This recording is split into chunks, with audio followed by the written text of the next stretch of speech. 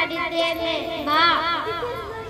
ನನಗೆ ಅನ್ನ ಸಾಂಬಾರ್ ಬೇಡ, ಪೂರಿ ಬೇಕು. ಏನಮ್ಮ ನೀನು ಮುಂಜಾನೆ ಪೂರಿ ಮಾಡಿ ಕೊಟ್ಟಿದ್ದೇನೆ, ಇವಾಗೂ ಪೂರಿ ಬೇಕಂತೆಯಲ್ಲ. ಪೂರಿನೇ ಬೇಕು. ನಿಂಗೆ ಹೆಂಗ ಅರ್ಥ ಮಾಡಿಸ್ಬೇಕಂತಾನೆ ಗೊತ್ತಾಗ್ತಿಲ್ಲ.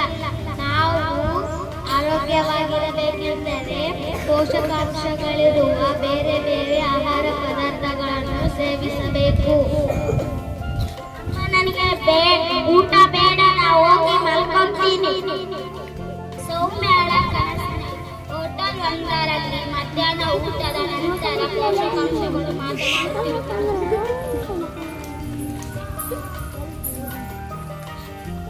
ನಾನು ಕಾರ್ಬೋಹೈಡ್ರೇಟ್, ನಾನು ಪ್ರೋಟೀನ್.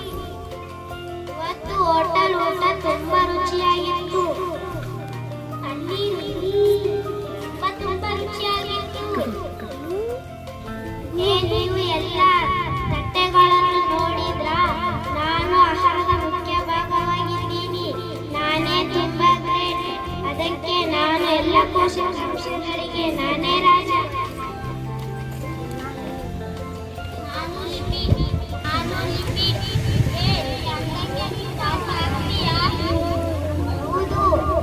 ಯಾಕೆಂದರೆ ನಾನು ಎಲ್ಲರಿಗೂ ದಿನನಿತ್ಯ ಕೆಲಸ ಮಾಡೋಕ್ಕೆ ಶಕ್ತಿ ಕೊಡ್ತೀನಿ. ಆದರೆ ನಾನೇ ಎಲ್ಲ ಪೋಷಕಾಂಶಗಳಿಗೆ ರಾಜ.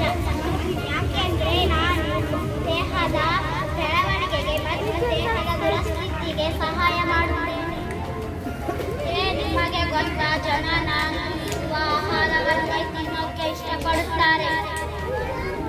ತಪ್ಪು ಲಿಪಿಡಿರುವ ಆಹಾರಗಳನ್ನು ಆರೋಗ್ಯಕ್ಕೆ ಒಳ್ಳೆಯದಲ್ಲ. ತಪ್ಪು ನಿಮಗೆ ಗೊತ್ತಾ, ನಾನು ದೇಹದ ಬೆಚ್ಚಗಿಡಲು ಸಹಾಯ ಮಾಡುತ್ತೇನೆ. ಕಬ್ಬಿನಲ್ಲಿ ಕರಗಿರುವ ಪೋಷಕಾಂಶಗಳನ್ನು ಹೀರಿಕೆಗೂ ಸಹಾಯ ಮಾಡುತ್ತೇನೆ. ಅದಕ್ಕೆ ನಾನೇ ಗ್ರೇಟ್. ನಾನು ವಿಟಮಿನ್ ಗೆಳೆಯರೇ ನಿಮಗೆ ಗೊತ್ತಾ, ಪ್ರಮುಖ ಪಾತ್ರ ವಹಿಸುತ್ತೇನೆ.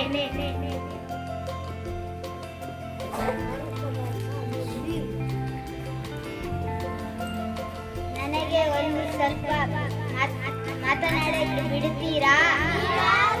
ನಾನು ನಾರು ಪದಾರ್ಥ.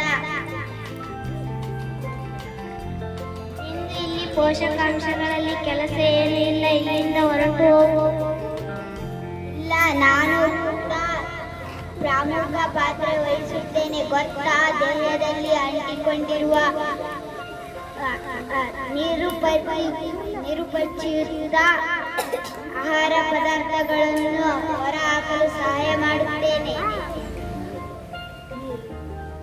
ನೀರು ಇಲ್ಲಿ ನೋಡಿ, ನಾನು ಏನು ಅಲ್ಲ ಅಂತಹ ನೀವು ಅನ್ಕೊಂಡಿರಬಹುದು.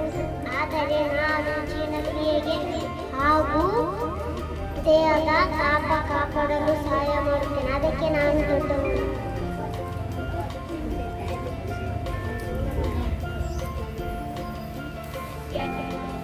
ಎಲ್ಲರೂ ಏಕೆ ಜಗಳ ಆಡಲು ನಿಲ್ಲಿಸಿದ್ದೀರಾ? ನಾನು ಸಮತೋಲನ ಆಹಾರ.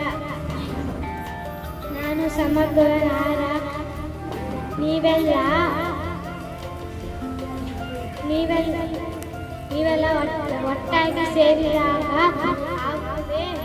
ಹಾಗೂ ಗೊತ್ತೇ ಏಕೆ ಎಲ್ಲ ಜಗಳ ಆಡುತ್ತಿದ್ದೀರಾ? ಯಾರೋ ಒಬ್ಬರು ದೊಡ್ಡವರು ಅಲ್ಲ. ಎಲ್ಲರಿಗೂ ತಮ್ಮಂತೆ ಆದ್ಯ ಮಾತ್ರ ಇದೆ.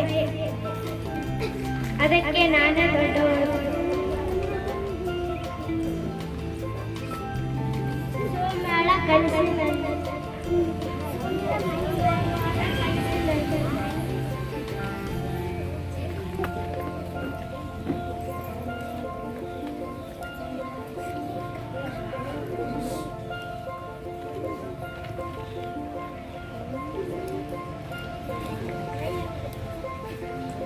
ಕ್ಷಮಿಸಿ, ನಾವೆಲ್ಲ ಸೌಮ್ಯ ಮನೆಗೆ ಹೋಗಿ ತಿಳಿ ಹೇಳೋಣವೇ?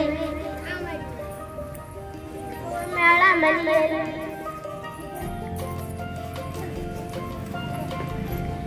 ಅಮ್ಮ ಅಮ್ಮ ನನಗೆ ನಿನ್ನೆ ರಾತ್ರಿ ಒಂದು ಕನಸು ಬಿದ್ದಿತ್ತು.